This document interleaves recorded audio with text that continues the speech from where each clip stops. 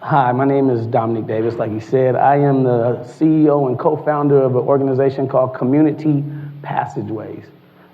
This organization called Community Passageways that we created in January, we are doing work in schools, we're doing work in detention centers, we're doing work in courtrooms, and we're doing work in the community. The common denominator through that line of work we're doing is called peacemaking and healing circles. And that's what I'm here to talk to you about today.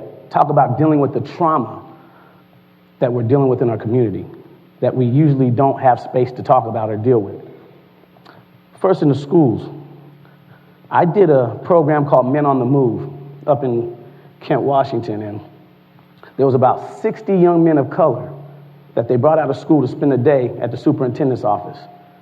So towards the end of the program, they asked me to do an hour-long peacemaking and healing circle to show the kids, what it's like, give them the experience. So I broke them up into small groups. There was about 15 grown men from the school district there too, and we split them up into small groups with the young men, and I started asking questions. I told them peacemaking and healing circles are something that you sit down and you get to be vulnerable, you get to be transparent, and you get to talk about your issues that you're dealing with. So I said, the first question you're going to talk to your group about will be, have you ever had a positive male role model in your life? Or a negative male role model in your life? And how do you feel about them? And it was a powerful moment because you've seen a whole room full of young black and brown men start putting their heads down, the shoulders start dropping. Because they've never really thought about that. The next question I asked them was, have you ever had a positive or male role model ever tell you that they love you? Have they ever hugged you and told you that they're proud of you? The room got even more quiet, more depressing. Heads went lower as I watched the kids pass the talking piece around. Tears started coming out of their eyes because they realized I've never had that. And then they realized how bad they want it. Towards the end, I told all the men to get up, come to the middle of the room. Let's make a circle. Because every one of you young men are going to come and hug us, and we're going to tell each other we love each other. One of the most powerful moments that I've ever seen in this work that I do. A bunch of young men hugging other grown men that were positive role models, and we're telling each other we love each other. Those kids are squeezing you tight. They needed that so bad. This is the kind of trauma that we're dealing with our young adults in our schools and in our community. So after I did that, they asked me to go to a school. Asked me to go to a couple of schools, actually. So the first school I went to, they said, okay, can you work with our teachers and our staff? So I said, yeah. I started doing the training with the teachers and staff. Towards the end of the training, I broke them up into circles. I said, you have to experience what we're going to be taking your students through.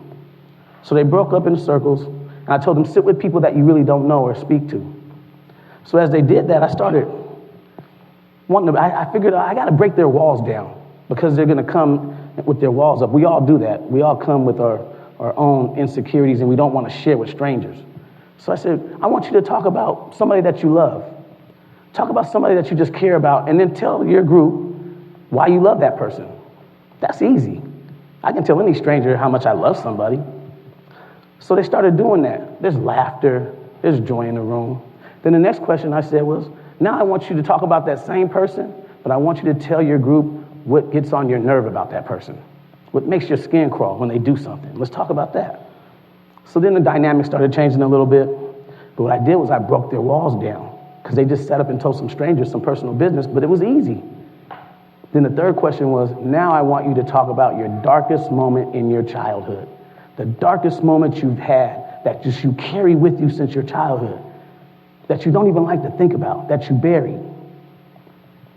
Now the whole dynamics of the room changes. Now there's tears. Now they're consoling each other, passing out tissue.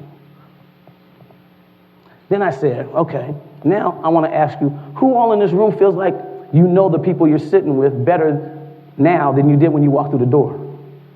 And they all raised their hand. And that's when I told them, that's the kind of relationship you should have with your students. You should know your students. You should be transparent to your students. You should have conversations with your students. Then I said, now what I want you to do is take that darkest moment in your childhood that you just shared with your group, and I want you to think about that child that you keep kicking out of class and sending to the principal's office and keeps getting suspended. Those 2 or 3 or 4 or 5 kids that you know at 12 o'clock, he's going to come in that room and you're going to be looking for him to do something wrong. And think about that kid going through the same trauma that you just shared, times 10 every day. And then that kid walking into your classroom, and then the way you react to that kid. Think about that. How would you like an adult to react to you the same way you react to that kid when you were in that dark moment you just talked about? Tears everywhere. Shame and guilt everywhere. I took that same group of teachers, I took a handful of those teachers, and I took a handful of those students, and I put them together in a circle. Then we started having a conversation.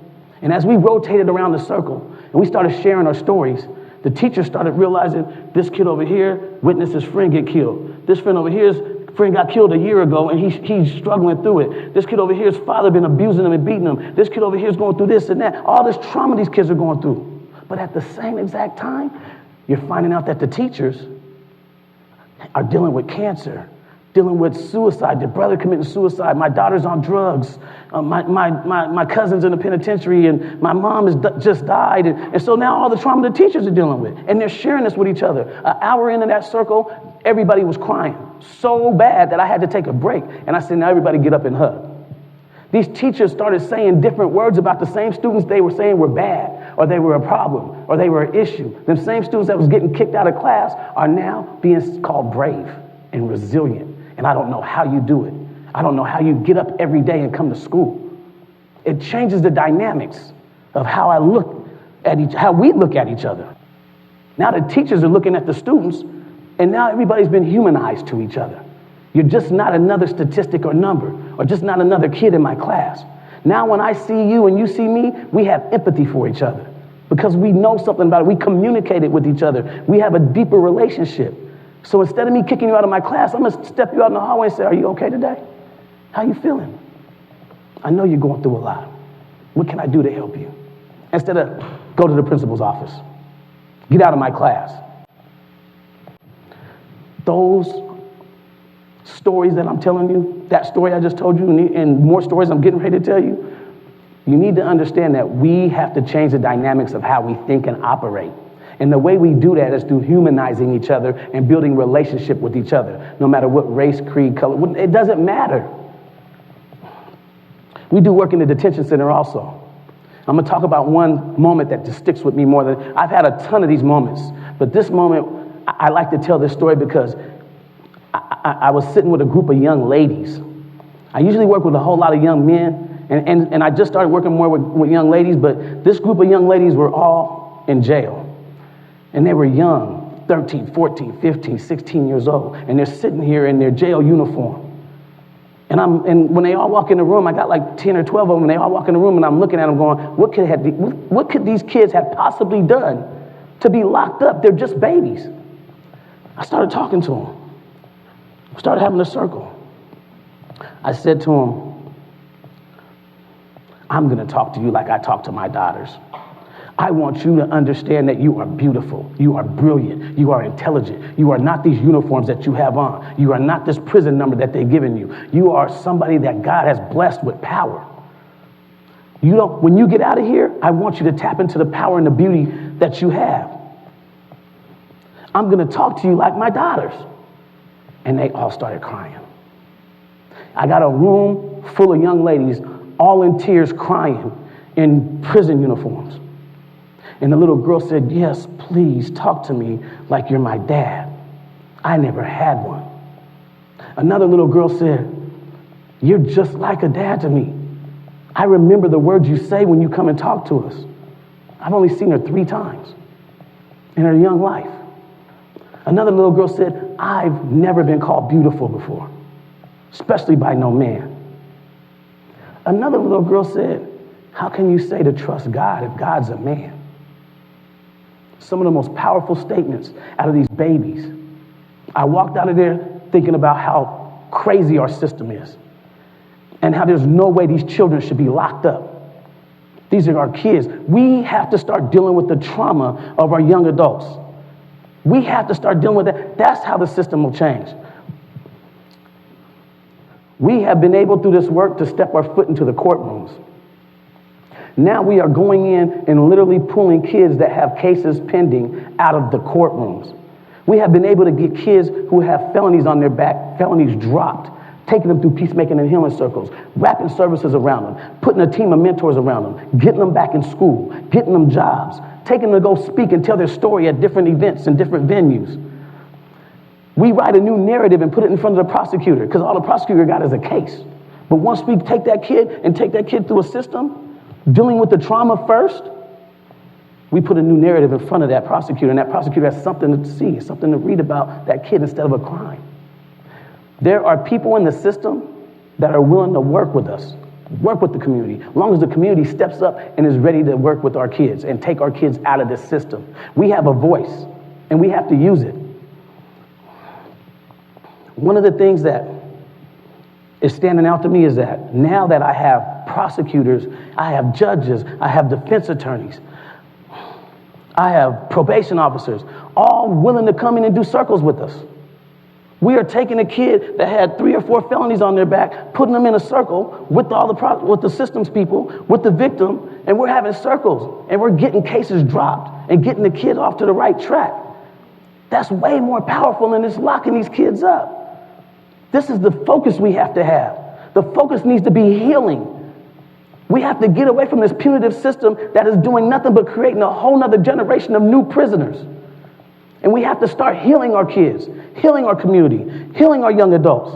As long as we change our mindset and realize we have to operate out of love and give people second and third and fourth chances, because we have to understand it's our fault that these kids are traumatized. We're the ones that run the community. We're the ones that run the system. And until we start pulling people in the system out and make them sit down with community and build relationship, we're going to keep building a new generation of prisoners. I want you guys to understand, as long as we stay operating the way we have, our country will never be successful. This is not success. This is not success. We have more people in prison than any other country in the nation. That is not a successful country. We have a prison industrial complex that operates out of racism and bias, and we know that. But if we can get those same people that work within that system to step out of that system and sit down and build community relationship with the same people that they are trying to lock up, we can change it. We can break it. We can break the system down. But community has to step up and say, give us our kids. Give us our young adults. We're here, and we're going to operate in another way and change our mindset and change your mindset. Thank you.